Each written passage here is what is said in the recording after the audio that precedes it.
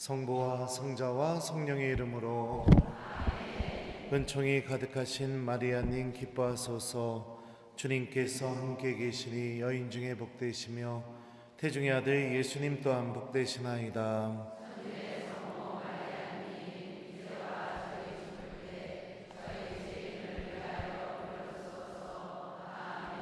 성부와 성자와 성령의 이름으로.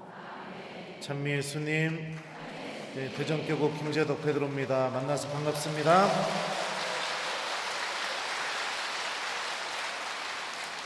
이렇게 못난 저를 불러주셔서 감사합니다. 그리고 여러분들이 만나러 오는 길이 너무 기쁘고 설레었어요. 그리고 저도 묵주기도 바치면서 성모님께 제가 전하는 하나님 말씀을 교우들이 듣고 단 한 명만이라도 회개하고 하나님께 돌아오게 해달라고 이렇게 청하면서 기도하면서 이렇게 왔습니다. 저희 본당에는 아주 지금 경사가 났습니다. 자랑 좀 하고선 시작을 할게요. 뭐냐면 올해 그 파티마 성모님 그 순례 성모상 있잖아요. 그게 이번 5월 달에 저희 본당에 방문을 하게 되었어요. 그래서 전신자가 파티마 성모님을 모시기 위해서 지금 매일 묵주기도 하고 미사 드리고 그러고 있습니다. 그래서 아마도 저도 처음이고 우리 교우들도 너무 처음이라 하여튼 기쁨 속에서 이렇게 지금 요즘 지내고 있는 것 같아요. 그 시간 되시면 물론 거리가 무진장 멀지만 원송동 성당에 오셔도 괜찮습니다. 성모님 보시러. 자, 우리 나의 예와 너의 예 이 주제로 오늘 대피정 하신다고 들었습니다. 예수님의 구마 장면을 한번 우리 떠올려 봤으면 좋겠어요. 그때 예수님을 만났던 수많은 마귀들은 대부분 예수님 앞에서 떠나가게 될 때 공통점이 있었습니다.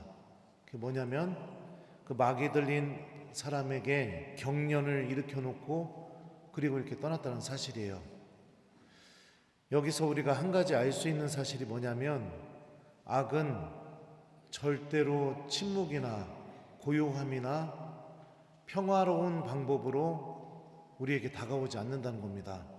요란하고 시끄럽고 그리고 내 영혼이 혼이 쏙 빠질 수 있는 그런 모습으로 우리에게 다가온다는 사실입니다. 그게 악이 일하고 있는 방법입니다. 침묵이 왜 중요할까요? 성모님께서는 우리 196번이죠. 나의 예와 너희의 예, 이 부분에서 주신 메시지를 읽어보게 되면 성모님께서는 우리가 외적인 침묵과 내적인 침묵을 중요하게 여겨야 된다고 말씀하십니다. 성경을 보게 되면 침묵을 지킬 수밖에 없었던 사람들이 등장합니다. 첫 번째가 바로 스가랴와 엘리사벳입니다. 한번 세례자 요한의 탄생 예고 장면을 여러분들께 제가 성경 말씀을 읽어드리겠습니다. 유다 임금 헤로데 시대에 아비야조에 속한 사제로서 스가랴라는 사람이 있었다. 그의 아내는 아론의 자손으로서 이름은 엘리사벳이었다. 이 둘은 하느님 앞에서 의로운 이들로 주님의 모든 계명과 규정에 따라 흠없이 살아가는 사람들이었다. 그런데 그들에게는 아이가 없었다. 엘리사벳이 아이를 못 낳는 여자였기 때문이다. 게다가 둘 다 나이가 많았다. 스가랴가 자기조 차례가 되어 하느님 앞에서 사제 직무를 수행할 때의 일이다. 사제직의 관례에 따라 제비를 뽑았는데 그가 주님의 성소에 들어가 분향하기로 결정되었다. 그가 분향하는 동안에 밖에서는 온 백성의 무리가 기도하고 있었다. 그때 주님의 천사가 스가랴에게 나타나 분향 제단 오른쪽에 섰다. 스가랴는 그 모습을 보고 놀라 두려움에 사로잡혔다. 천사가 그에게 말하였다. 두려워하지 마라. 스가랴야, 너의 청혼이 받아들여졌다. 내 아내 엘리사벳이 너에게 아들을 낳아줄 터이니 그 이름을 요한이라고 하여라.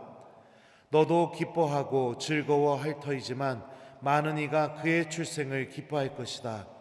그가 주님 앞에서 큰 인물이 될 것이기 때문이다. 그는 포도주도 독주도 마시지 않고 어머니 태중에서부터 성령으로 가득 찰 것이다. 그리고 이스라엘 자손들 가운데에서 많은 사람을 그들의 하느님이신 주님께 돌아오게 할 것이다. 그는 또 엘리야의 영과 힘을 지니고 그분보다 먼저 와서 부모의 마음을 자녀에게 돌리고 순종하지 않는 자들은 의인들의 생각을 받아들이게 하여 백성이 주님을 맞이할 준비를 갖추게 할 것이다. 스가랴가 천사에게 제가 그것을 어떻게 알 수 있겠습니까? 저는 늙은이이고 제 아내도 나이가 많습니다 하고 말하자 천사가 그에게 대답하였다. 나는 하느님을 모시는 가브리엘인데 너에게 이야기하여 이 기쁜 소식을 전하라고 파견되었다. 보라, 때가 되면 이루어질 내 말을 믿지 않았으니 이 일이 일어나는 날까지 너는 벙어리가 되어 말을 못하게 될 것이다. 스가랴는 가브리엘 천사가 전한 세례자 요한의 탄생 여부를 믿지 않습니다. 믿음으로 받아들이지 않게 되자 하나님께서 가브리엘 천사를 통해서 스가랴에게 하신 일은 무엇이었냐면 벙어리가 되게 하는 일이었습니다. 벙어리 기간이 얼마나 됐을까요? 애 임신해서 낳는 데까지 몇 달 걸려요, 우리 자매님들? 네? 나는 애를 안 낳아서 몰라요. 몇 달 걸려요? 10달? 9달? 10달? 그러면 10개월 동안 벙어리가 됐겠죠. 벙어리가 됐다는 것은 어떤 의미예요? 본인이 좋던 싫던 침묵할 수밖에 없는 그런 상태에 놓이게 됩니다. 다시 말하면 하느님께서 마련하신 거룩한 침묵으로 스가랴는 초대를 받게 됩니다. 10개월 동안. 그리고 난 뒤에 세례자 요한의 할례식 장면을 한번 봅시다. 엘리사벳은 해산딸이 차서 아들을 낳았다. 이웃과 친척들은 주님께서 엘리사벳에게 큰 자비를 베푸셨다는 것을 듣고 그와 함께 기뻐하였다. 8회째 되는 날 그들은 아기의 할례식에 갔다가 아버지의 이름을 따서 아기를 스가랴라고 부르려 하였다. 그러나 아기의 어머니는 안 됩니다. 요한이라고 불러야 합니다 하고 말하였다. 그들은 당신의 친척 가운데에는 그런 이름을 가진 이가 없습니다 하며 그 아버지에게 아기의 이름을 무엇이라 하겠느냐고 손짓으로 물었다. 스가랴는 글 쓰는 판을 달라고 하여 그의 이름은 요한이라고 썼다. 그러자 모두 놀라워하였다. 그때 스가랴는 즉시 입이 풀리고 혀가 풀려 말을 하기 시작하면서 하느님을 찬미하였다. 스가랴가 아이의 이름을 요한이라고 짓게 됩니다. 그리고 요한이라고 짓게 된 이 아이의 이름은 누가 지어준 이름이냐면 하느님께서 가브리엘 천사를 통해서 지어주신 이름입니다. 아이의 이름을 가브리엘 천사가 전한 하느님 말씀 그대로 짓게 되었다는 것은 스가랴에게 무엇이 생기게 됐을까요? 믿음이 생기게 된 겁니다. 다시 말하면 침묵은 우리에게 첫 번째로 맺어주는 열매가 무엇이냐? 하느님께 대한 믿음이 자라게 해줍니다. 그러니까 내가 의심이 있거나 불신 속에 있거나 그리고 하느님에 대한 믿음이 약하다면 제일 먼저 나의 삶 안에서 회복해야 될 것이 무엇이냐? 침묵하는 시간입니다. 그럼 어디에서 침묵하는 건가? 하느님께서 마련하신 이 거룩한 침묵을 내가 소유하려고 하는 것. 그게 바로 기도 시간이고 성체 앞에 머무는 시간입니다. 즈카리아의 노래를 또 한번 읽어드릴게요. 즈카리아가 침묵을 통해서 얻게 된 두 번째가 무엇인지 알 수가 있습니다. 아기의 아버지 즈카리아는 성령으로 가득 차 이렇게 예언하였다. 주 이스라엘의 하느님께서는 찬미 받으소서. 그분께서는 당신 백성을 찾아와 속량하시고 당신 종 다윗 집안에서 우리를 위하여 힘센 구원자를 일으키셨습니다. 당신의 거룩한 예언자들의 입을 통하여 예로부터 말씀하신 대로 우리 원수들에게서 우리를 미워하는 자의 손에서 우리를 구원하시려는 것입니다. 그분께서는 우리 조상들에게 자비를 베푸시고 당신의 거룩한 계약을 기억하셨습니다.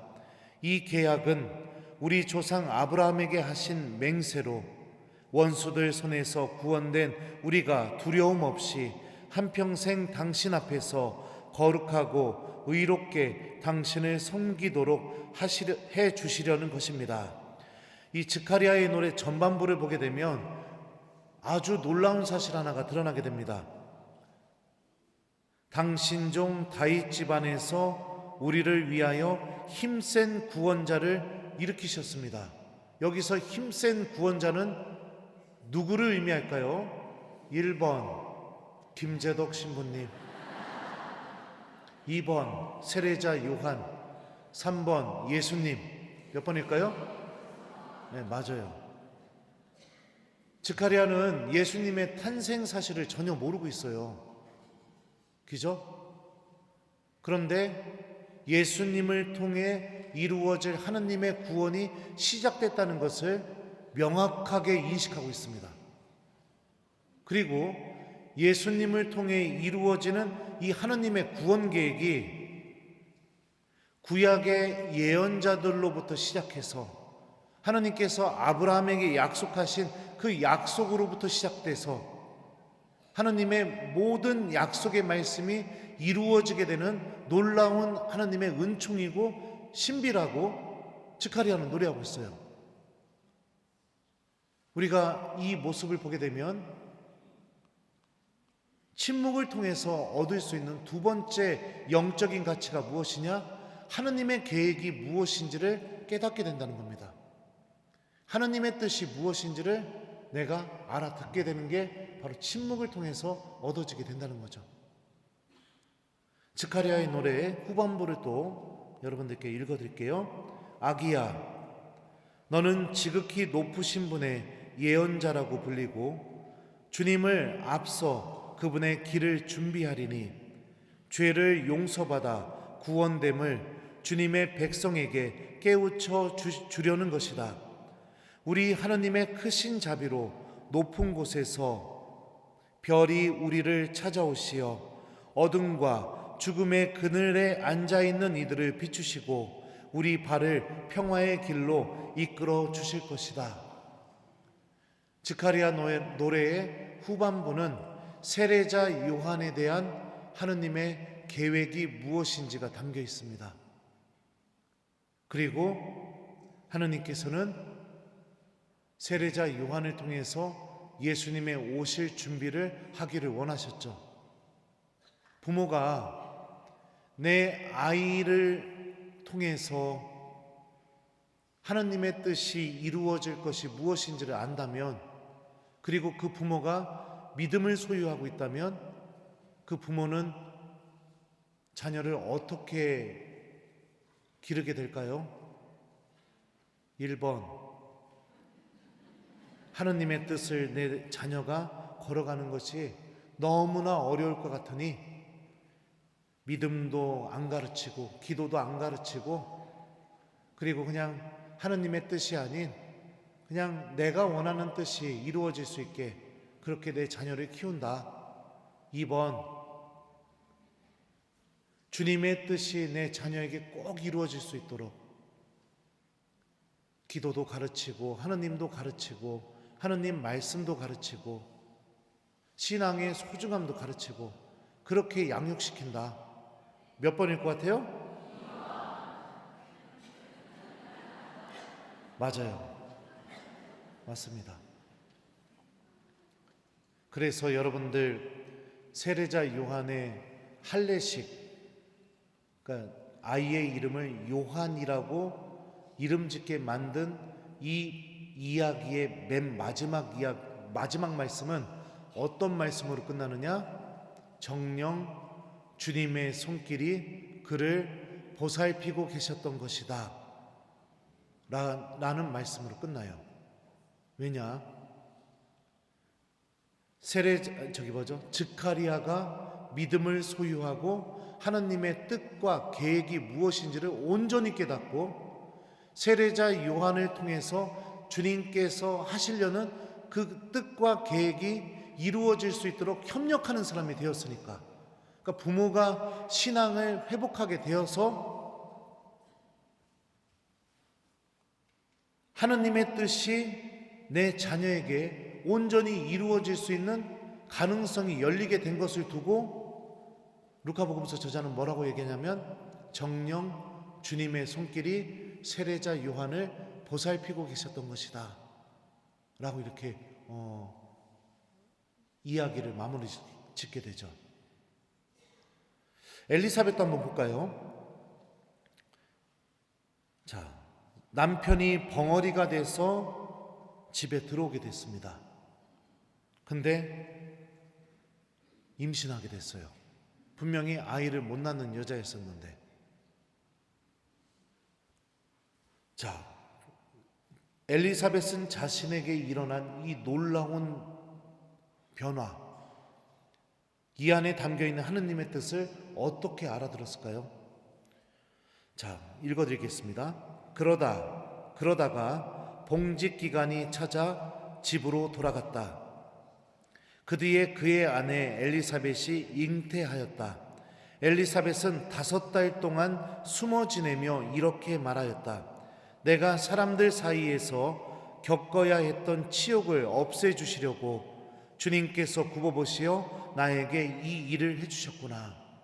엘리사벳은 자신이 임신하게 된 게 주님께서 나를 굽어보셔서 이루어 주신 일이라고 깨닫게 됩니다.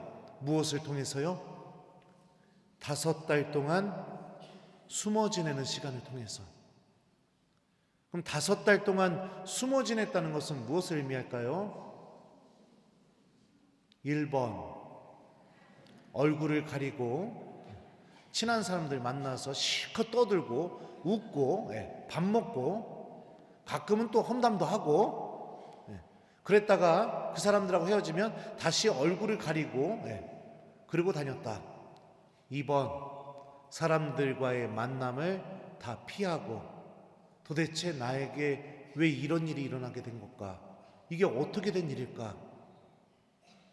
사람들의 시선에서 벗어나서 하나님의 뜻이 무엇인지를 찾는 시간을 가졌다. 몇 번일까요? 맞아요. 엘리사벳은 사람들의 시선에서 벗어나서 오로지 하나님의 시선 안에 머물면서 나에게 일어난 이 임신이, 아이를 갖게 된 일이 도대체 하나님의 어떤 뜻이 이루어지려고 이렇게 된 것일까 찾는 사람이 된 겁니다. 그리고 나서 세례자 요한의 할례식 때 엘리사벳은 아이의 이름은 요한이라고 지어야 된다고 그렇게 이야기했죠. 침묵은 엘리사벳도 그렇고 즉가리아도 그렇고 하나님의 뜻과 계획이 무엇인지를 깨닫게 해줍니다.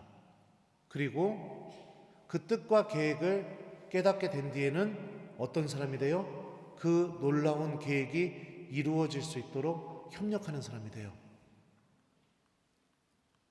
세례자 요한은 자라고 난 뒤에 어디에서 지낼까요? 광야에서 지냅니다. 광야는 어떤 곳일까요? 1번, 사람들 막 실컷 만나고 떠들고 웃고 막 장난치고 막 아주 그냥 삶을 그냥 많은 사람들과 함께 지낼 수 있는 곳이다.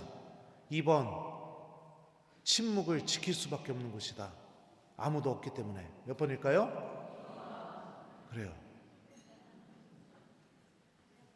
사람들의 시선에서 벗어나서 오로지 하느님의 시선 안에 머물 수밖에 없는 장소가 광야이고, 내가 물리적으로든 어떻게든 침묵을 지킬 수밖에 없는 장소가 광야입니다. 예수님의 오심을 준비하기 위해서 세례자 요한은 침묵과 하느님의 시선 안에 머물 수밖에 없는 광야에서 지내게 됩니다. 누구한테 배웠을까요? 하느님의 뜻에 순종하려면 침묵을 지켜야 되고, 사람들의 시선에서 벗어나서 오로지 하느님의 시선 안에 머무는 시간을 반드시 가져야 된다는 거, 이거 누구한테 배웠을까요? 네? 자기 부모한테 배웠겠죠. 스가랴가 침묵을 통해 믿음이 생기게 되고 하느님의 뜻이 무엇인지를 깨닫고 순종하는 사람으로 변화된 것처럼, 아버지를 통해서 아버지가 갖고 있는 신앙이 그대로 세례자 요한에게 물려준 거죠. 사람들의 시선에서 벗어나서 오로지 하느님의 시선 안에 머물면서 주님의 뜻이 무엇인지를 깨달은 엄마가 갖고 있는 신앙이 온전히 그대로 자녀에게 물려준 거죠. 그래서 세례자 요한은 예수님의 오심을 준비하기 위해서 내 부모로부터 배운 그 신앙을 그대로 간직하면서 그것을 실천할 수 있는 장소인 광야에서 예수님의 오심을 준비하는 사람이 되게 됩니다. 거기서 하느님의 뜻을 알아들었겠죠. 부모로부터 배운 신앙. 그래서 루카복음이 뭐라고 얘기해요? 스가랴가 믿음을 갖게 된 것을 두고 뭐라고 얘기합니까? 정녕 주님의 손길이 그를 보살피고 계셨던 것이다. 세례자 요한을 보살피고 있었던 것이죠. 세례자 요한은 광야에서 침묵을 통해 깨닫게 됩니다. 자신을 향한 하느님의 뜻이 무엇인지. 세례를 주기 시작하게 되니까 수많은 사람들이 몰려와서 세례를 받고 사람들에게 많은 인기를 누리게 됩니다. 그래서 예루살렘에서 사제들과 레위인들이 사람을 보내요. 도대체 이 사람이 누군지, 메시아인지 예언자인지. 그래서 당신은 누구요? 하고 물어보자 세례자 요한은 뭐라고 얘기해요? 나는 그리스도도 아니고 예언자도 아니고 아무것도 아닌 사람이다. 나는 그저 광야에서 외치는 이의 소리일 뿐이다. 이렇게 얘기합니다. 철저하게 낮아지고 하느님의 뜻이 온전히 이루어질 수 있는 겸손을 소유하게 되죠. 예수님께서 나타나셔서 사람들에게 세례를 주기 시작하자 수많은 사람들이 예수님께로 몰려가게 됩니다. 그러자 세례자 요한 곁에 남았던 제자들이 세례자 요한에게 이렇게 얘기해요. 선생님께서 증언하신 분, 그분이 세례를 주자 모두가 다 그분께 가고 있습니다. 그 말 안에 담겨있는 마음이 뭘까요? 다른 사람들이 다 그분께 가고 있으니 우리는 이제 망했습니다, 이 뜻이겠죠. 근데 세례자 요한이 이렇게 대답합니다. 신부를 차지하는 이는 신랑이다. 신랑의 친구는 신부의 신랑 목소리를 듣게 되면 함께 기뻐하고 그럴 뿐이다. 나는 더욱더 작아져야 되고 그분은 더욱더 커지셔야 된다. 침묵 안에서 하느님의 뜻이 무엇인지를 깨닫게 되자 세례자 요한은 철저하게 하느님의 뜻에 순종하는 사람으로 변화가 됩니다. 여러분들, 오늘 우리가 전체 주제로 정한 196항을 제가 조금 읽어드릴게요. 사랑하는 아들들아, 너희는 오늘 주님의 뜻에 예라고 응답한 순간에 너희 천상 엄마를 묵상해 보아라. 내 영혼에서 우러나오는 이 예는 깊은 침묵의 열매였다. 나는 습관이 되다시피 늘 내적 침묵 속에 살면서 오로지 하느님의 말씀을 찾는 데만 전념하고 있었다. 이 지극히 심오한 침묵 속에서 말씀은 내 영혼과 친교를 나누셨으니 나의 정신은 그분을 영접하려고 열리는 한편, 마음은 그분을 간직하려고 조심스럽게 닫히고 있었다. 외적 침묵으로 나는 주변에서 일어나는 시끄러움이나 분신거리 혹은 사건들에서 멀리 떠나 있었다. 마음을 모아 하느님의 뜻을 온전히 받아들여 나의 비천하고 평범한 생활 안에서 그 뜻을 다 이루도록 힘쓰기 위해서였다. 이와 같이 침묵은 성부의 위대한 계획을 감추고 있었다. 내게 알려졌을 때 주의 깊게 그 계획을 내 마음에 간직한 것 역시 침묵 속에서였다. 성모님께서는 침묵 속에서 하느님의 계획을 알아듣게 되었고, 말씀이신 예수님을 맞이할 준비를 하셨고, 그리고 하느님의 뜻에 순종할 수 있었다고 말씀하십니다. 외적 침묵으로 주변에서 일어나는 시끄러움이나 분신거리, 아니면 사건들로부터 멀리 떠나 있었다고 성모님께서 말씀하시죠. 여러분들의 신앙 안에는 어떤가요? 침묵이 있나요? 아니면은 하루 종일 휴대폰 들고 유튜브 보고 또 보고 또 보고 또 보고 손에서 떨어지지 않고, 그거 보다가 잠깐 내가 이러면 안 되지, 그러다가 주식은 얼마나 올랐나 하고 다시 또 주식창 눌렀다가 살까 말까 하다가 내가 그 주식 소개해주는 그 사람이 뭐라고 얘기하는지 유튜브 또 들어봐야겠다고 또 유튜브 듣다가, 저녁 차려놓고선 뉴스 틀어놓고 정치인들 욕은 또 실컷 하고 그냥, 그러다가 이제 또 밤에 자기 전에 또 그냥 마음이 그냥 그러니까 또 유튜브 틀어놓고 그냥 그 소리 듣다가 그냥 잠들고, 그러는 거 아닌가요? 요란함, 시끄러움, 혼을 쏙 뺏는 것, 생각 자체가 사라지게 만드는 것, 이 악이 우리 안에서 다가오는 방법입니다. 침묵이 사라졌다는 것은 하나님과 대화하는 시간이 사라졌다는 것을 의미합니다. 침묵이 사라졌다는 것은 내 내면이 지금 나의 삶이 어디로 흐르는지를 정확하게 바라볼 수 있는 그 식별력을 잃어버리게 되었다는 것을 의미합니다. 침묵이 사라진 신앙인은 조금이라도 내 영혼의 모습을 바라보는 시간이 주어지게 되면 견디지 못합니다. 견디지 못해요. 그래서 제일 싫어하는 게 뭘까요? 기도, 특히 성체조배. 견뎌내지 못합니다. 계속 시계 쳐다보고, 그냥 하나를 쳐다보고 뭐를 해야 될지 몰라요. 하나님과 관계 맺는 방법 자체를 완전히 다 잃어버리게 된 거죠. 예수님의 탄생 예고 때에 성모님의 모습을 한번 떠올려 봅시다. 천사가 마리아의 집으로 들어가 말하였다. 은총이 가득한 이여 기뻐하여라. 주님께서 너와 함께 계시다. 마리아는 몹시 놀랐다. 그리고 이 인사말이 무슨 뜻인가 곰곰이 생각하였다. 여기서 곰곰이 생각하다의 의미로 번역된 이 그리스말을요, 디아로기조마이라고 합니다. 이 단어의 뜻은 마음속으로 생각하다, 숙고하다, 곰곰이 따져보다, 이런 의미를 갖고 있어요. 생각하는 행동과는 좀 결이 다릅니다.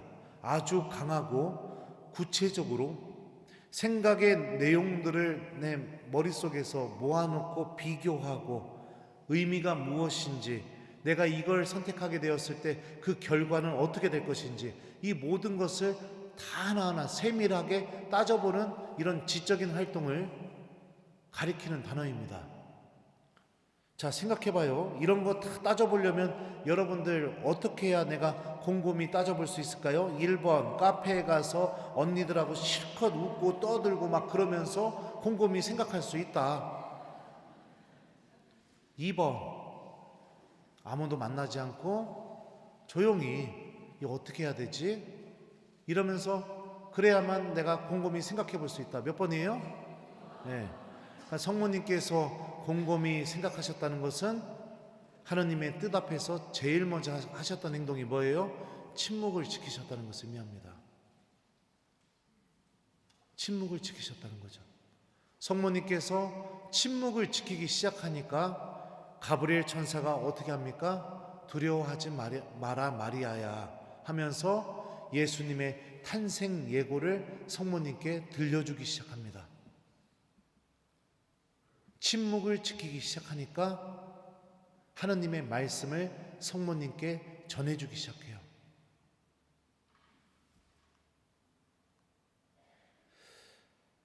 침묵 안에서 이루어지는 하나님의 은총에 대해서 196항에서는 성모님께서 이렇게 말씀하고 계세요. 나는 성서의 참뜻을 이해하고 있었고 내가 부름받은 사명에 대해 모든 것을 더욱 분명히 깨닫게 되었다. 준비를 갖추어 내 살과 내 피와 살을 성부의 말씀께 드리는 것이 나의 임무였으니 이는 말씀이 내 태중에서 사람이 되시어 만민 구원의 징표로 당신 자신을 십자가 위에서 재현하시려는 것이었다. 그래서 나의 이 예는 고난에 대한 동의, 그 완전한 동의이기도 했다. 그 순간부터 내 동정의 태중에 성자의 모든 순환도 받아들였기 때문이다. 성자께서 탄생하시기도 전에 나는 이미 영적으로 그 조그만 손과 발의 상처를 보았고 그 심장의 고동이 내게 느껴지기도 전에 꿰뚫린 끔찍한 상처를 보았다. 갓 태어나 구유에 누워 계심을 보기도 전에 십자가에 달리신 그 모습을 보았던 것이다. 성모님께서는 내적인 침묵 안에서 아직 잉태되지도 않은 성자 예수님께서 십자가에서 받으실 순환의 상처들을 그 조그만한 손에 새겨져 있는 것을 미리 보셨다고, 하나님의 계획이 무엇인지를 깨닫게 되었다고 이렇게 말씀하고 계시죠. 본당에서 봉사자들 구할 때 보면 참 어려움이 많습니다. 근데 저는 기준이 하나가 있어요. 미사와 성체조배를 사랑하는 교우들을 대부분 봉사자로 이렇게 해달라고 이렇게 부탁을 합니다. 처음에는 그걸 잘 몰랐었어요. 근데 그냥 신부님 막 이러면서 쫓아다니고 그냥 막 말 걸어주고 친하게 지내려고 하는 그런 교우들을 봉사자로 세우다 보니까 어떤 일이 벌어지게 되느냐? 꼭 문제가 생기게 돼요. 꼭 문제가 생기게 되더라고요. 근데 저도 기도하고 그러면서 평일 미사나 제가 성체조배 갔을 때 항상 그 시간에 맞춰서 나오는 교우들이나 그분들을 유심히 봤다가 좀 이렇게 봉사 좀 해달라고 해서 그분들이 하시게 되면 불협화음도 없고 사제를 위해 끝도 없이 기도해주고 그리고 정말 희생하면서 열심히 이렇게 힘들고 어려워도 그 안에서 기쁨을 찾으면서 이렇게 봉사하는 일이 벌어지더라고요. 제가 한 번은 총회장을 뽑을 때 예전에 있던 본당에서 있었던 일이에요. 자영업을 하심에도 불구하고 장사하셔야 되는데 항상 평일 미사 나오시고 미사 전에 성체조배도 하시고 그러더라고요. 그래서 제가 고민하다가 저분을 총회장으로 뽑아야겠다. 그래서 뽑았어요. 그랬더니 그분이 총회장님이 되는 것을 별로 안 좋아했던 교우들 몇 명이 저한테 오더니 그러더라고요. 신부님, 도대체 기준이 뭡니까? 무슨 기준으로 뽑으신 겁니까? 그래서 제가 그랬어요. 기도입니다. 제가 뽑은 총회장은 매일 미사 나오고 매일 성체조배합니다. 하나님은 기도하지 않는 사람, 통해서 당신의 일을 하기가 어려우십니다. 그랬더니 아무 말도 않고 그냥 사라지더라고요.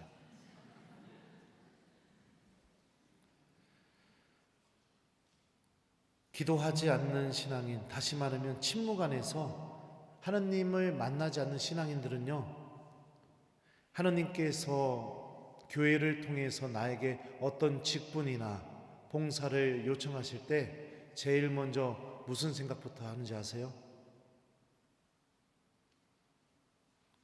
내가 이거 할 수 있을까? 누가 날 도와주지? 내가 이거 하게 되면은 같이 봉사할 사람이 누구지? 이런 것부터 생각하게 됩니다. 근데 기도하는 봉사자들은 그 봉사 직분 안에 담겨져 있는 하느님의 보물이 무엇인지를 바라보면서 힘들고 어려워도 주님께 도움 청하면서 봉사를 하기 시작하게 돼요. 침묵입니다. 내가 본당 신부님이 나한테 무엇인가를 봉사해달라고 부탁할 때마다 못해요, 신부님. 죽어도 못해요. 저자매 시켜요. 못합니다. 저는 못합니다. 내가 계속 그러고 있다면 아마도 침묵을 내가 지키지 못하기 때문에 그런 일이 벌어지게 될 겁니다. 하나님도 마찬가지세요. 나에게 무슨 일을 맡기시려고 하는 거는 나를 통해서 그 일을 하고 싶어 하시는 겁니다. 나를 통해서 그 일을 하고 싶다는 것은 무엇이냐? 나에게 그 일을 통해서 가르쳐 주실 하나님의 은총을 담아놓고 나를 부르고 초대하시는 겁니다. 근데 그거를 깨닫지 못하면은 언제나 그냥 그 자리에만 머물게 되게 되겠죠.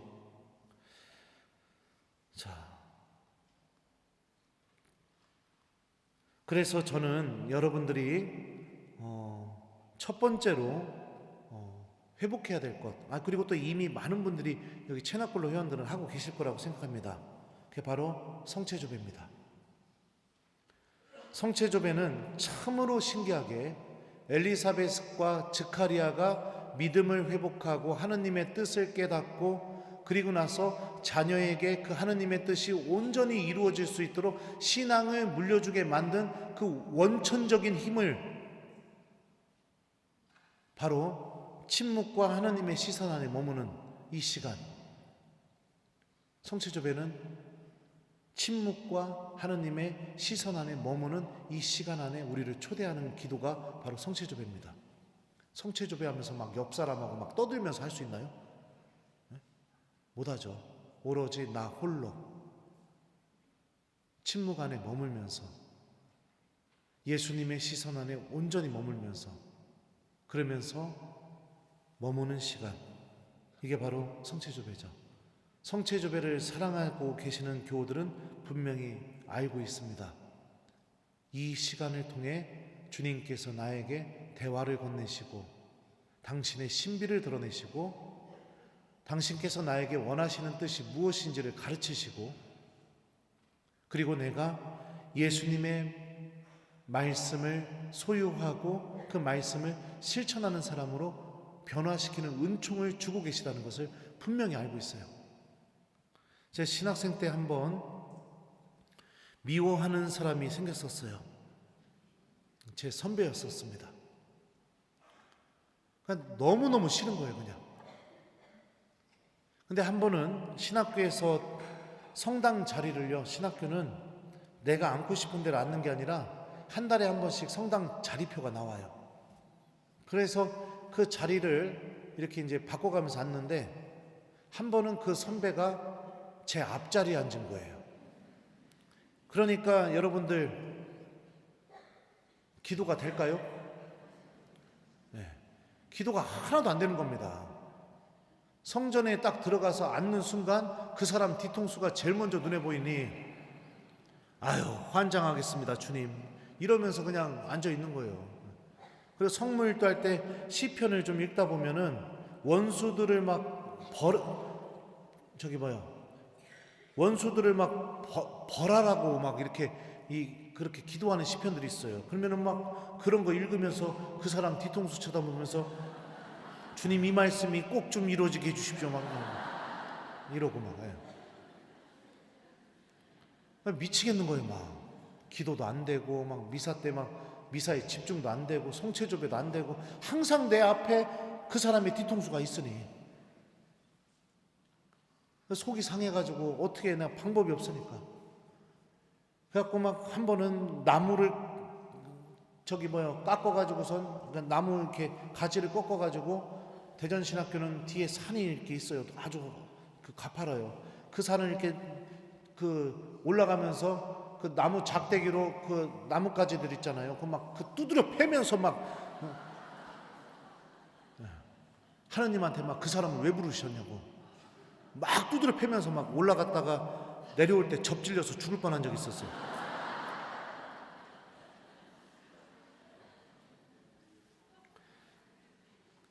기숙사 동에 보면 대전신학교는 항상 그 침실로 들어가기 전에 모든 층에 경당이 있습니다. 저는 성체조배를 하면서 아주 특별한 체험을 한 뒤부터 이제 잠자기 전에 성체조배 하는 거를 꽤 좋아했었어요, 신학생 때. 근데 하여튼 성체조배 하러 들어가서 이제 요한복음 15장 포도나무의 비유 말씀을 열심히 이제 떠올리면서 묵상하고 있었는데, 갑자기 못이 박혀서 피가 철철 나는 발이 그냥 눈 감고 있는데 제 상상 속에서 보이더라고요. 직감했죠. 이 예수님 발이구나. 근데 그리고 나니까 제 등 뒤에서 막 그 못이 박혀서 피가 철철 나는 발을 향해서 욕하고 침뱉고 막 이런 소리가 막 들리는 겁니다. 너무 불쌍해가지고 그 못 박힌 발이요. 그래서 제가 이렇게 막았어요. 제 상상 속에서. 그러면서 뒤에다 대고 욕 좀 그만하시오. 불쌍하지도 않아요. 막 이러면서 막. 그랬더니 발만 보였던 십자가가 점점 작아지더니 제 품 안으로 들어온 겁니다.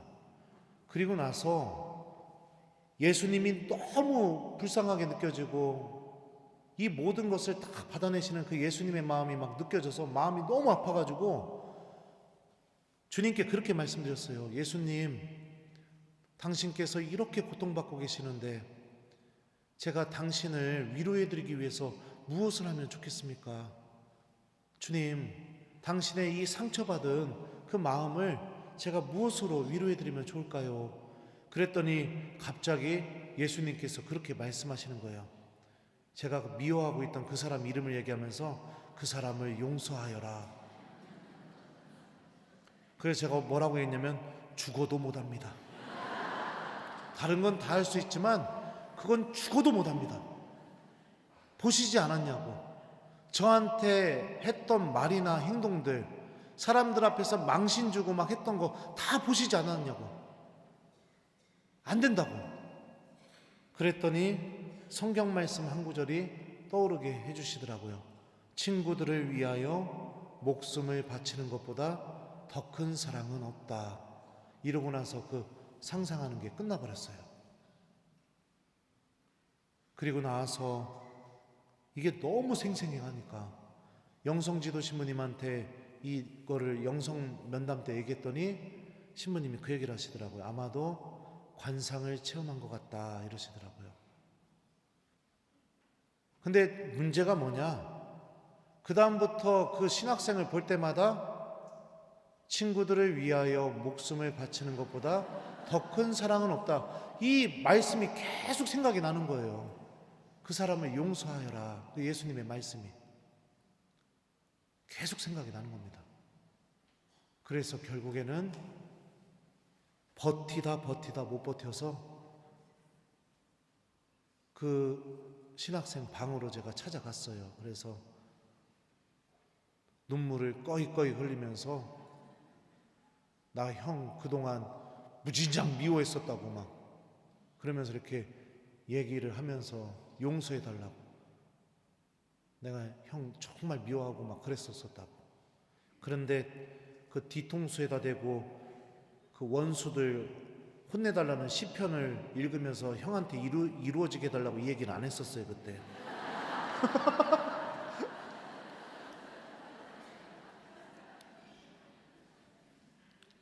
그런데 참 신기한 게 뭐냐? 그리고 나서 그 신학생은 일주일 뒤에 수도 성소를 발견해서 대전신학교를 떠나서 수도회로 입회하게 됐었어요.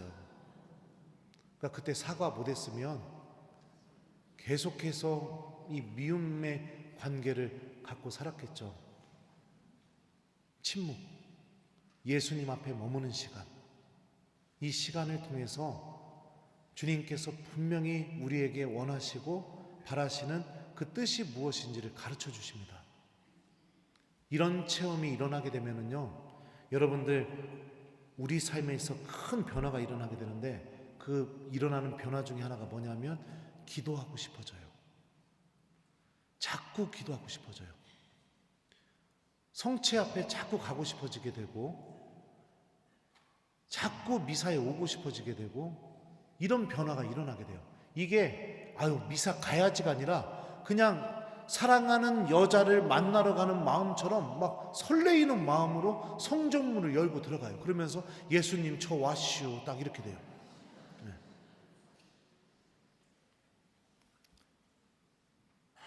성모님께서는 이미 예견하셨고, 그래서 수많은 하느님의 자녀들과 사제들이 침묵이 사라진 일상 안에 노출되어 있을 것을 미리 예견하고 계셨죠. 여러분들 이 채나콜로 메시지 196항에 보면 성모님께서 이렇게 말씀하셨습니다. 세상의 잡다한 시끄러움에서 멀리 떠나 있어라. 일체 만물을 휩쓸며 오염시키는 말과 영상의 물결에서 몸을 피하여라. 이제는 내적 침묵을 지킬 줄 아는 사람이 거의 없다. 이토록 내 원수가 성공적으로 너희를 유혹하여 마음과 영혼을 더럽히고 있는 것이다. 악마가 우리를 공격하는 방법 중에 하나가 뭐냐면 침묵이 사라진 일상을 통해서 우리들을 공격한다는 것을 성모님께서 알려주시죠. 수많은 영상, 의미 없는 영상들, 내 마음을 혼란스럽게 만들고, 내 마음을 흥분하게 만들고, 내 마음을 마음속으로 죄짓게 만들고, 유혹에 빠지게 만들고, 자꾸만 욕하게 만들고, 그래서 내 마음이 악에 익숙해지게 비난하고 심판하고 용서하지 않고 계속해서 내 마음이 악해지게 만드는 그런 영상들, 그 영상들이 나의 양식이 되게 만듭니다. 악마는요. 주님의 말씀이 나의 양식이 아니라, 주님과 함께하는 시간이 나의 양식이 아니라, 그냥 내 마음이 온전히 악해지고 악에 익숙해지는 것, 이런 것들이 내 양식이 되게 만드는 거죠.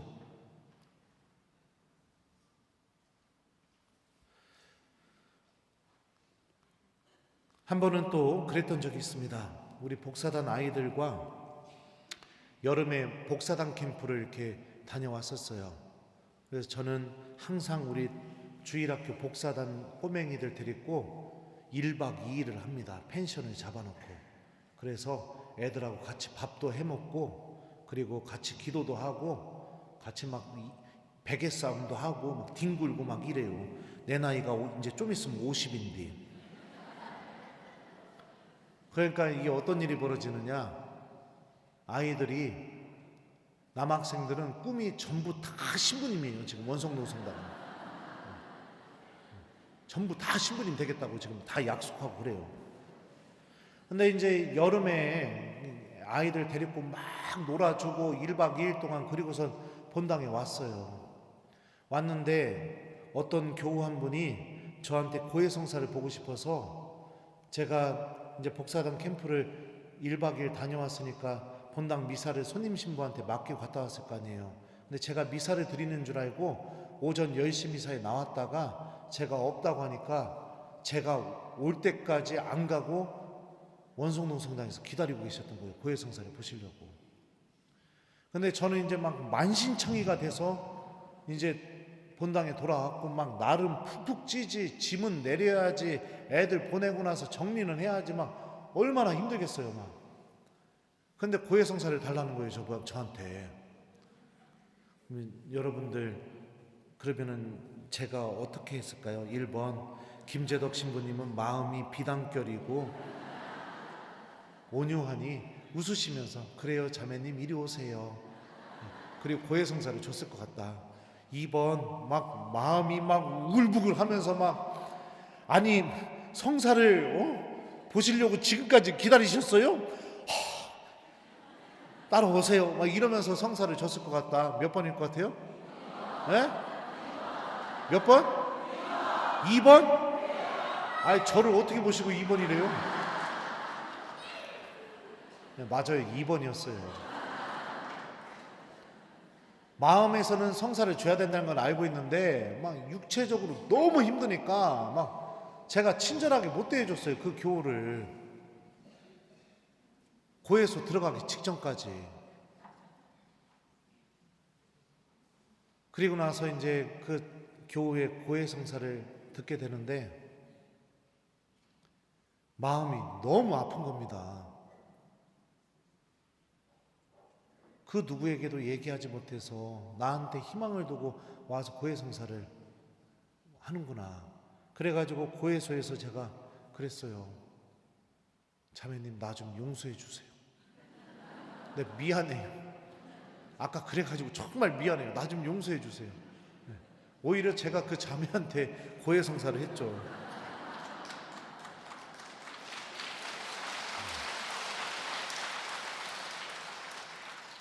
그리고 나서 이제 그 자매를 보낸 뒤에 이제 애들도 다 보내고 정리하고, 그래 와서 씻고 이제 성물도 하려고 성전 들어가서 잠깐 성체조배 하는데, 가만히 이제 성체조배 하는데 또 그런 말씀이 생각이 나는 거예요.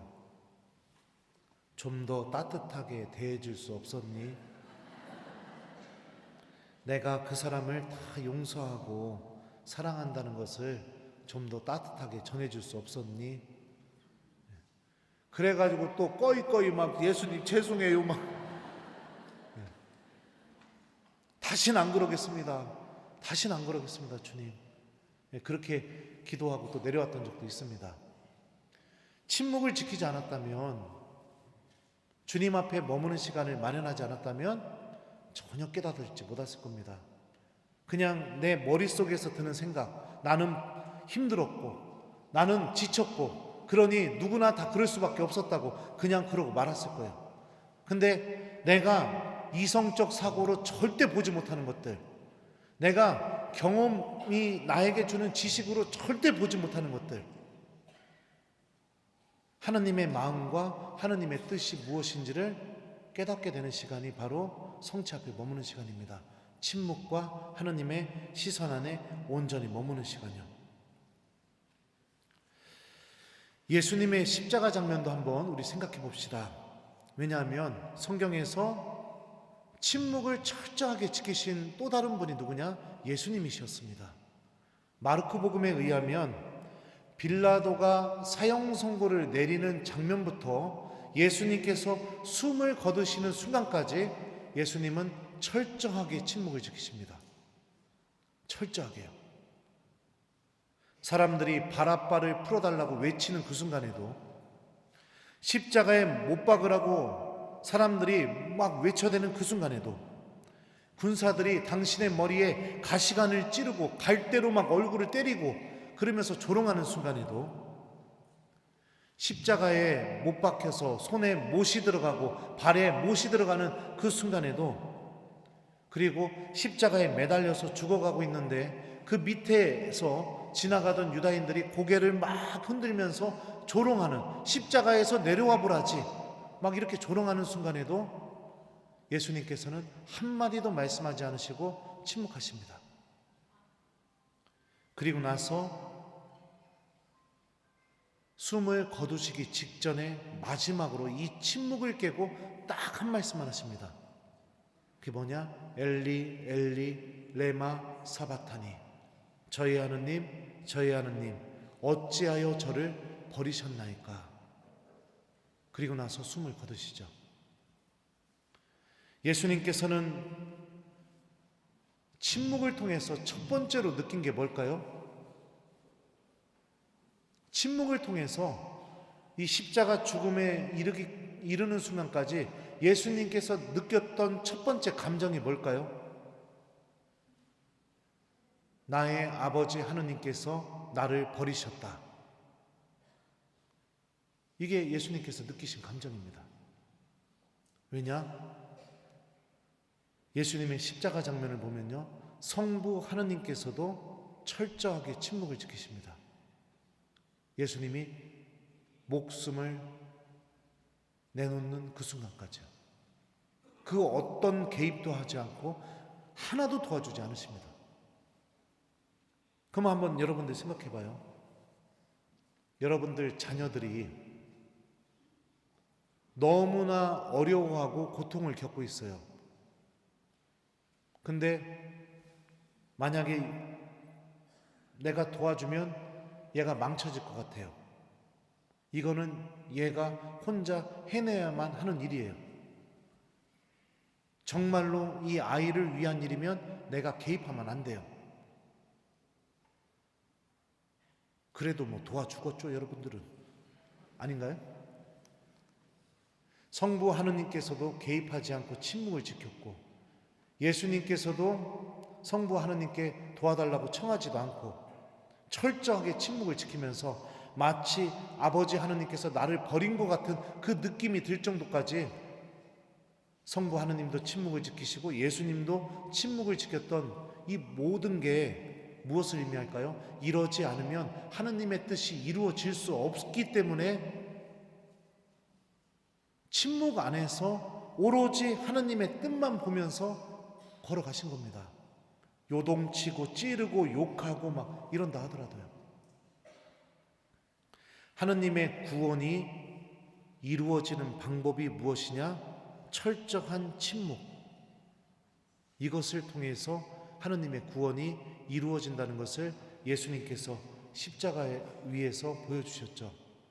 사제로 살다 보면 많은 오해들이 생겨서 어려움을 겪을 때가 있습니다.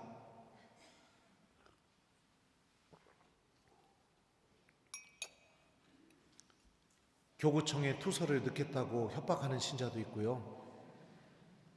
사과하지 않으시면 뭐 전단지로 만들어서 이 내용을 본당 교우들에게 뿌리겠다고 하는 신자들도 있고요. 별의별 교우들을 다 만납니다. 근데 제가 체험하면서 느꼈던 한 가지 지혜가 뭐냐? 요동치고 막 내 마음을 뒤흔들고 이럴수록 제가 해야 될 것은 뭐냐면 기도 안에서 침묵하는 게 그게 답이더라고요. 보좌 신부 때 젊었었을 때는 그걸 해명하고 싶어서 얘기를 하잖아요. 그럼 어떻게 되는지 알아요? 그 얘기가 또 하나가 가지치기가 돼서 또 부풀려져 가지고 되돌아오게 되더라고요. 침묵을 지키고 기도하고, 그게 수많은 어려움들을 이겨내고 하느님의 뜻이 이루어지게 내가 아주 적극적으로 협력하는 방법이더라고요. 한번 본당에서 큰 어려움이 있어가지고 제가 막 되게 난처했던 적이 있었어요. 그래서 침묵을 지키고 그냥 기도만 했었죠. 그리고 본당 사목위원들은 그래도 이 사실에 대해서 알아야 될 것 같아서 사목위원들한테만 공유를 해줬었습니다. 그런데 사목회장님이 시간이 좀 지난 다음에 저한테 오시더니 그러더라고요. 신부님, 저희가 신부님을 지키겠습니다. 신부님은 예전처럼 웃으면서 기쁘게 미사해 주시고 강론해 주세요. 저희가 신부님 다 지키고 보호하겠습니다. 그 말을 듣는데 얼마나 힘이 나는지 몰라요. 막. 근데 제가 막 만나서 막 이게 아니다, 이건 이렇다, 그러니까 오해하지 마셔라 막 그러면은 결국에는 또다시 눈덩이처럼 말이 부풀어져서 이렇게 돌아오게 되겠죠. 예수님의 방법입니다. 성모님의 방법입니다. 스가랴와 엘리사벳의 하느님의 뜻을 찾고 믿음을 얻게 된 방법입니다. 열왕기를 읽어보게 되면 한 가지 놀라운 점이 또 발견이 되게 되는데요. 엘리야 예언자가 바알 예언자들과의 전투에서 승리하고 나서 이제 지쳐가지고 하나님의 산 호렙으로 갑니다. 거기서 지쳐서 다 포기하고 누워있게 되는데 하나님께서 엘리야 예언자에게 다시 나타나시게 돼요. 그 나타나시는 장면을 또 한번 읽어드릴게요. 바로 그때 주님께서 지나가시는데 크고 강한 바람이 산을 핥히고 주님 앞에 있는 바위를 부수었다. 그러나 주님께서는 바람 가운데 계시지 않았다. 바람이 지나간 뒤에 지진이 일어났다. 그러나 주님께서는 지진 가운데에도 계시지 않았다. 지진이 지나가고 난 뒤에 불이 일어났다. 그러나 주님께서는 불 속에도 계시지 않았다. 불이 지나가고 난 뒤에 조용하고 부드러운 소리가 들려왔다. 엘리야는 그 소리를 듣고 겉옷자락으로 얼굴을 가린 채 동굴 어귀로 나와섰다. 그러자 그에게 한 소리가 들려왔다. 엘리야야, 여기에서 무엇을 하고 있느냐? 하느님은 바람도 지진도 불 속에도 계시지 않았죠. 조용하고 부드러운 소리 안에 계셨죠. 그리고 조용하고 그 부드러운 소리를 듣고 그 소리 안으로 엘리야가 나오게 되자 하느님께서 말씀을 건네시죠. 엘리야야, 여기에서 무엇을 하고 있느냐? 그래서 여러분들 침묵을 소중하게 여기세요. 여러분들의 일상 기도를 소중하게 여기십시오. 일상 기도가 왜 중요하냐? 내가 살아가던 삶의 리듬 안에서 모든 것을 멈추고 오로지 하느님과 함께하는 시간 안으로 들어가는 게 일상 기도가 우리에게 주는 중요한 은총의 열매인 거예요.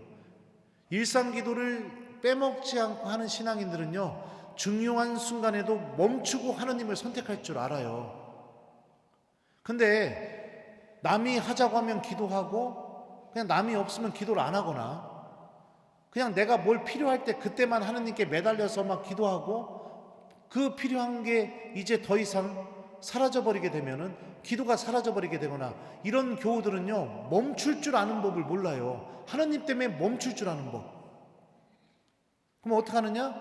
하느님 때문에 멈춰야 될 순간에 하느님을 외면하고 내가 다른 것을 선택하게 만들죠. 놀러 가야 돼서 미사에 빠지고요. 바쁘니까 미사에 빠지고요. 해야 할 일이 많으니까 미사에 빠지고요. 이런 일이 벌어지게 돼요. 그냥 하느님 때문에 멈추는 게 없어요. 내가 원하는 것 때문에 하느님을 계속 외면하면서 살아가게 됩니다. 일상 기도가 주는 놀라운 힘은 뭐냐면 주님 때문에 멈추게 만들어줍니다. 그리고 하느님을 만나게 해주는 그 은총의 열매를 우리에게 맺어주게 되죠. 그래서 기도 안에서 여러분들 하느님의 뜻을 찾고 성체 앞에서 주님의 뜻을 찾고 그러면서 나에게 말씀을 건네시는 하느님, 이 내적인 깊은 침묵 안에서 나를 만나주시는 하느님을 여러분들도 만날 수 있어야겠죠. 그 만남을 통해서 우리가 정말 깨달아야 될 게 무엇이냐면 오늘 두 번째 주제기도 하죠. 427항 그죠? 세상을 이긴 승리. 맞아요? 아니요? 그려 안 그려? 예. 우리들의 삶이 하느님 나라와 연결되어 있다는 것을 깨달아야 됩니다. 하느님이 나를 구원하기를 원하시고 그리고 이미 나를 구원으로 초대하셨다는 것을 내가 깨달아야 돼요. 내 자신은 하느님의 도움과 은총이 없으면 절대로 내 능력과 힘으로 하느님께서 주시는 구원을 차지할 수 없다는 나의 이 무력함을 깨달아야 돼요. 나는 생각보다 꽤 형편없고 내가 갖고 있는 능력으로 하느님의 구원을 차지할 수 없다라는 아주 형편없는 사람이라는 것을 이 침묵 안에서 깨달아야 된다고요. 그러면 이걸 깨달게 되면 어떻게 될까요? 내가 내 힘으로 구원을 얻을 수 없으니까 하느님이 나에게 중요해지기 시작해요. 내가 내 능력으로 하나님의 구원을 얻을 수 없으니까 하나님과 함께하는 시간이 너무너무 중요하기 시작하게 됩니다. 그러면서 나의 삶이 부활을 통해서 주님께서 명확하게 보여주신 하나님의 구원, 우리들의 삶이 죽음으로 끝나는 것이 아니라 영원한 생명으로 연결되어 있다는 이 성경이 알려주는 이 진리를 깨닫게 되는 겁니다. 그러면 어떤 일이 벌어지게 될까요? 하느님 나라를 준비하는 삶으로 바뀌게 됩니다. 하느님 나라를 준비하는 삶이요. 기도가 내 자녀 대학 붙기 위한 수단이 아니라, 기도가 내 자녀 저기 뭐예요? 갑자기 생각이 안 났어요, 단어가. 그 직장 들어가는 걸 뭐라고 하죠? 취업하기 위한 수단이 아니라, 기도가 내 재산 불리기 위한 수단이 아니라, 기도가 내 더 건강해지기 위한 수단이 아니라, 하느님 나라에 머물 수 있는 내 영혼의 상태를 준비시켜주는 은총의 시간이라는 것을 깨닫게 되는 거죠. 이 472항에서 성모님께서 하신 말씀을 제가 좀 읽어드릴게요. 부활하시어 너희 가운데 살아계신 그리스도야말로 이 마지막 시대에 너희 기쁨과 신뢰와 희망의 근거이시다. 그리스도께서는 당신 자신이 죄와 죽음의 병으로부터 너희를 낫게 하는 약이 되게 하시고 약이 되시고자 죽음을 받아들이셨기에 사탄은 패배하고 그 순간부터 그의 모든 권세도 그리스도께 빼앗기게 되었다.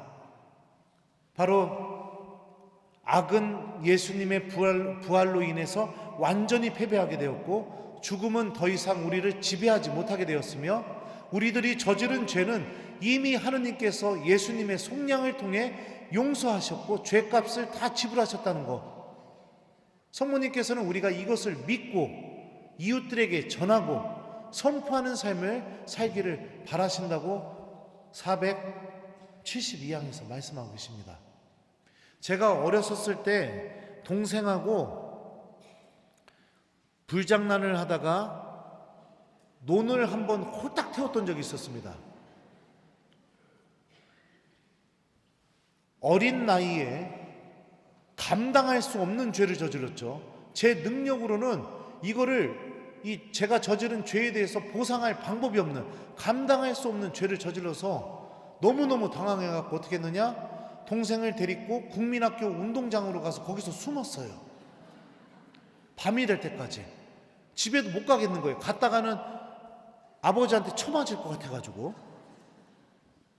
견디다가 동생이 형아 배고프다 집에 가자 하도 그래가지고선 동생 손을 붙잡고 집에 가서 문을 열고 들어가자마자 어떤 일이 벌어졌을까요? 빗자루로 쳐맞았습니다. 근데 그 사이에 저희 부모님은 어떤 일을 하셨을까요? 논주인 찾아가서 손이 발이 되게 빌고 쌀값 다 물어주겠다고, 정말 미안하다고 그랬겠죠. 소방서 찾아가서도 아들 잘못 키워서 정말 죄송하다고 손이 발이 되게 빌었겠죠. 경찰서 찾아가서도 그렇게 하셨겠죠.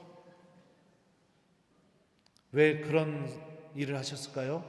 그냥 저 논주인한테 멱살 붙잡혀가지고 제가 갚을 방법이 없으니까 경찰서 끌려가서 방화범으로 그냥 감옥에 가도 되는데, 제 어머니 아버지는 시키지도 않아도 왜 그런 선택을 하셨을까요? 예? 저랑 동생을 죽도록 사랑하니까. 그죠? 성경은 이와 같은 사랑의 모습을 신학적으로 뭐라고 부르느냐? 속량이라고 부릅니다. 우리가 죄를 저지르다 보면 가끔은 내가 감당할 수 없는 죄를 저지를 때도 있어요.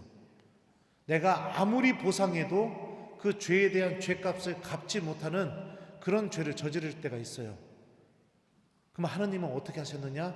마치 제 부모님이, 저와 동생이 감당할 수 없는 죄를 저질러서 어떻게 방법이 없을 때 제 부모님이 나서서 대신 사과하고 대신 저지른 죄에 대한 보상을 다 갚았던 것처럼, 하나님께서도 예수님의 십자가를 통해서 우리들이 저지른 죄에 대한 보상을 다 갚으신 거죠.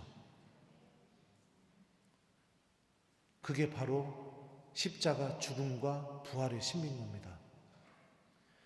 예수님의 부활의 첫 번째 표징은 뭐예요? 빈 무덤이에요. 거기에 예수님의 시신이 없었어요. 왜요? 이제 무덤은 죽음의 장소가 아니라 죽음을 통해 생명으로 넘어가는 장소니까. 거기에 죽음이 머물지 않고 있으니까. 우리들의 삶이 영원한 생명으로 연결되었고, 우리들은 저와 제 동생이 부모님께 해야 하는 건 딱 한 가지죠. 논을 태워가지고 부모님이 다 이걸 수습했을 때 저와 제 동생이 부모님에게 가서 해야 할 것은 딱 한 가지입니다. 그게 뭘까요? 엄마, 아빠 잘못했습니다. 용서해 주십시오. 우리들도 마찬가지예요. 예수님이 죄값을 다 보상하셨으니까 우리들이 예수님한테 할 수 있는 건 딱 한 가지입니다. 뭐죠? 죄를 고백하고 용서해 주십시오.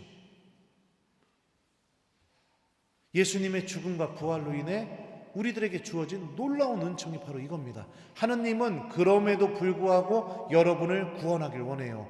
하느님은 그럼에도 불구하고 여러분들을 사랑하고 있어요. 하느님은 그럼에도 불구하고 여러분들을 포기할 수가 없어요. 감사합니다. 우리가 침묵을 통해서 깨달아야 될 이 놀라운 하느님의 계획이 뭐냐? 바로 이겁니다. 나의 삶이 영원과 연결되어 있고 나의 삶이 끊임없이 용서받을 수 있는 하느님 자비의 주인공이고 나의 삶은 절대로 나를 잊지 못하는 하느님 사랑의 주인공이라는 것, 이거를 깨닫게 되면 변화가 일어나게 됩니다. 하느님과 영원히 함께하기 위한 변화가 일어나게 돼요. 여기 신앙생활 50년 이상 하신 분 계십니까? 손 좀 한번 들어보세요. 50년. 네. 맞네요. 네. 40년 이상 했슈. 저는 맞네요. 30년 이상 했슈. 20년 이상 했슈. 네. 고마워요. 신앙생활을 여러분들 오래 하다 보면 나에게 어떤 변화가 일어나야 될까요? 올바른 믿음을 지니고 있다면요, 예수님께서 알려주셨잖아요. 가장 작은 이에게 준 게 나에게 준 것이다. 최후의 심판 때 이 기준으로 심판하신다고 하셨잖아요. 그러면은 세례받은 지 10년, 20년, 30년 정도 된 교우들은 조금 인색해도 괜찮아요. 근데 40년, 50년, 60년, 70년 됐다. 그럼 어떻게 될까요? 작은 이에게 사랑을 실천하는데 머뭇거리면 안 되겠죠. 왜요? 내가 곧 하나님을 만나게 될 거니까. 아닌가요? 그죠? 예수님께서 내 형제가 죄를 지게 되면 7번이 아니라 77번까지 용서라고 하셨잖아요.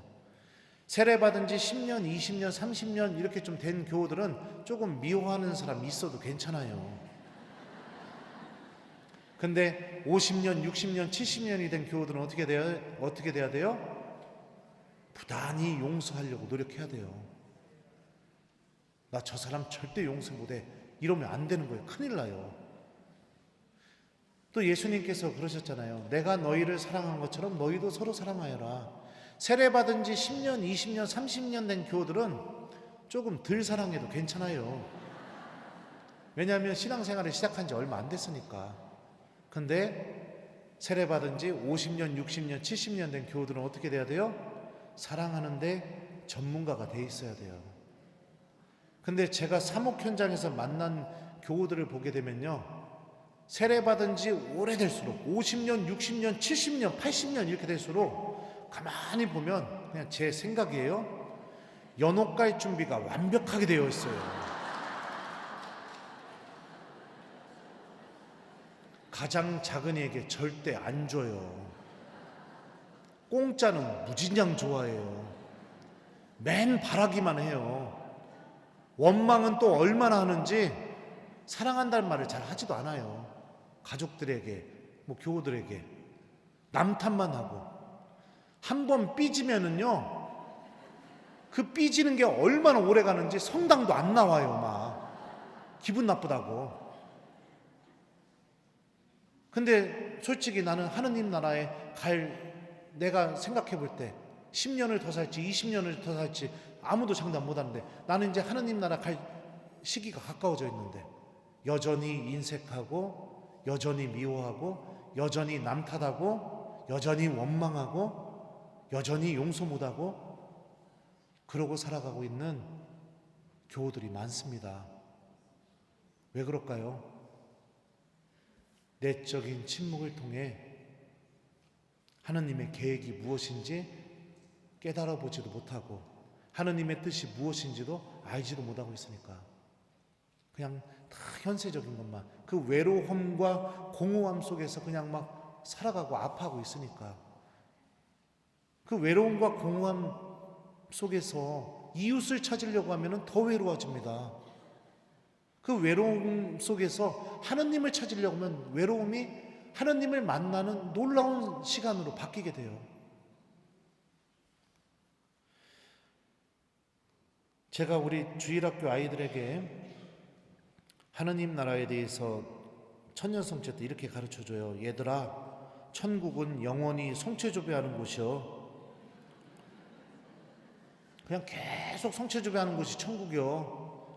얘들아, 천국은 영원히 묵주기도 하는 곳이요. 천국은 영원히 미사 드리는 곳이요. 천국은 영원히 십자가에 하는 곳이요. 그러면 애들이 그러면 별로 안 좋아해요. 애들은 솔직하니까. 그러면서 제가 알려줘요.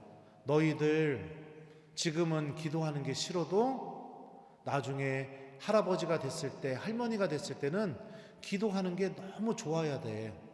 왜냐하면 신부님이 얘기해 준 거의 공통점이 뭐야? 성체조배, 미사, 십자가의 길, 묵주기도, 이게 누구랑 함께 있는 시간이야? 하느님과 함께 있는 시간이잖아. 근데 내가 하느님 나라 가면 하느님과 영원히 함께 있을 건데, 내가 기도하는 게 싫고 미사 드리는 게 싫고 이렇다면 하느님 나라에서도 내가 하느님과 함께 있는 거 싫어질 거 아니야. 그러니까 너희들 신부님이 지금 한 말 꼭 기억하고, 나중에 꼬부랑 할머니, 할아버지 됐을 때는 기도하는 게 너무 좋아가지고 그렇게 사는 어른이 돼야 돼. 알았지? 그러면 볼멘 목소리로 네! 막 내면.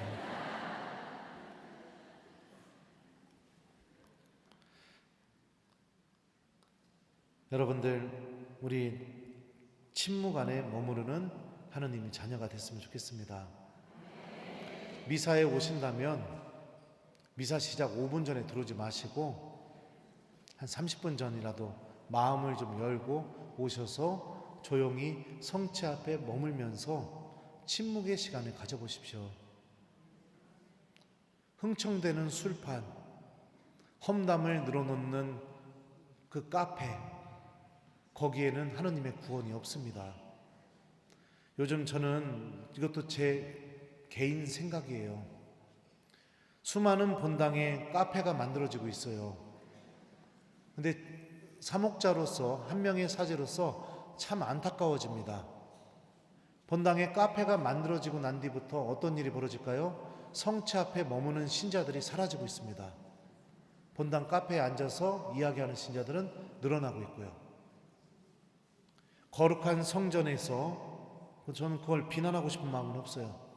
하지만 한 명의 사제로서 안타까운 거예요. 거룩한 성전에서 여러분들 본당 카페에서 커피 마시면은 여러분들 어떤 대화를 주로 하시나요? 1번 복음 나눔, 2번 기도 나눔, 3번 묵상 나눔. 돌아가면서 커피 마시면서 그런 나눔을 한다. 2번 그냥 이 얘기 저 얘기 하다 보면 자연스럽게 분위기가 누군가에 대해서 이야기하기 시작하게 되고, 그러다 보면 좀 심해지면 좀 마음이 좀 불편할 정도로 좀 이렇게 죄를 짓는 것 같은 느낌도 들고 그렇게 되는 것 같다. 3번 솔직하게 얘기하면 창피하니 대답을 안 하겠습니다. 자, 몇 번일까요? 예수님과 대화하십시오. 예수님과 대화하십시오. 성모님과 함께 예수님을 만나십시오. 예. 성모님께서는 우리가 주님을 찾으려고 할 때 온 힘을 다해서 도와주고 계십니다. 온 힘을 다해서요. 저는 그걸 많이 느껴요, 요즘에요. 예. 제가 본의 아니게 여기저기 이제 말씀을 전하러 다니게 됐어요. 이제 이거를 하기 싫어도 할 수밖에 없는 상황이 돼버렸습니다. 저는 유학하고선 돌아올 때 그냥 제 삶은 그냥 본당 신부하면서 우리 학사님들 수업하고 뭐 이게 다겠지 이 생각을 하고 들었는데, 참 신기한 게 뭐냐면은 저를 제일 많이 부르는 단체가 어디냐? 레지오 마리에, 체나골로, 파티마의 세기사도집, 성령기도회, 이런 데서 저를 제일 많이 불러요. 특히 제가 아직도 잊을 수가 없는 게 뭐냐면, 성령기도에 처음 가게 되었을 때 너무너무 두려웠어요. 왜냐하면은 미사하고 강의하고 안수까지 해달라는데 저는 솔직히 심령기도를 할 줄 모르거든요. 근데 내가 안수하는 신부가 심령기도도 할 줄 모르면 이거 어떻게 되나, 나 때문에 교우들 은총도 못 받는 거 아닌가, 막 이런 생각이 들어서 처음 갔을 때 너무너무 두려웠는데, 교구 성령쇄신 봉사의 지도 신부가 저랑 친한 후배 신부예요. 전화해서 물어봤어요. 야, 여기서 와달라는데 나 어떡하지? 나 심령기도도 못하는데. 그랬더니 형 괜찮아, 그냥 가, 이러는 거예요. 뭘 그냥 가 이놈아. 그랬더니 아니요, 심령기도 못해도 가서 해주면 돼, 안수. 야, 그래도 그 안수할 때 뭐 이렇게 해야 될 거 아니야. 그랬더니 아니요 형 걱정하지 마, 형한테는 말씀이 있잖아, 걱정하지 마. 그래가지고서 이제 그 신부 말 듣고 가서 안수를 하기 시작하는데, 교우들이 좀 지나니까 막 뒤로 막 쓰러지고 막 그런 일을 보니까 막 저는 이제 겉으로는 아무렇지 않은 척하면서 탁 쓰러지니까 속으로 아이씨 어떻게 된 거야, 막 이렇게 된 거죠, 막 제 안에서는. 그리고 또 얹었더니 막 심령기도가 나오니까 오씨 뭐 이렇게 속으로 막. 그러다가 한 교우가 막 소리를 막 빽빽 지르는데 막 무서워가지고 그 소리 지르는 소리가 너무 무섭게 느껴졌었어요. 근데 막 그 교우 앞에 가가지고선 안수를 해야 되는데 소리를 너무 크게 지르니까 무서워가지고 어떡하지? 아씨 어떡하지? 무서워 죽겠네 막 이러다가 신부님이니까 할 수밖에 없잖아요, 안수를. 그래서 손을 머리에 얹으면서 제가 그랬어요. 성모님, 저 좀 도와주십시오. 저 좀 지켜주십시오. 그랬더니 전혀 예상하지 못했던 성경 말씀이 탁 하고 생각이 나는 겁니다. 그 말씀이 그거였어요. 보라, 내가 세상 끝날까지 언제나 너희와 함께 있겠다. 그 말씀이 들리니까 마음이 갑자기 너무 평화로워지는 겁니다. 너무 평화로워지는 거예요. 성모님은 이처럼 주님을 찾으려고 하는 이들을 온 힘을 다해서 도와주십니다. 침묵 안에서 예수님을 찾고 만나려고 하면서 성모님께 도움을 청하십시오. 우리의 어머니이신 성모님께서 온 힘을 다해서 여러분들이 예수님의 뜻을 알아듣고 하느님의 구원이 얼마나 나를 향해 강하게 펼쳐져 있는지를 내가 깨닫고, 그래서 침묵을 통해 하느님의 구원의 주인공이 되게 도와주실 것이고요. 침묵을 통해 교회 안에서 하느님께서 나를 통해 하시려는 그 계획에 순종하는 사람이 되게 될 것이고요. 침묵을 통해 하느님의 뜻 앞에서 언제나 예 주님 해보겠습니다, 도와주십시오 라고 말할 수 있는 사람이 될 수 있도록 성모님께서 반드시 여러분들을 도와주시고 지켜주실 겁니다. 그리고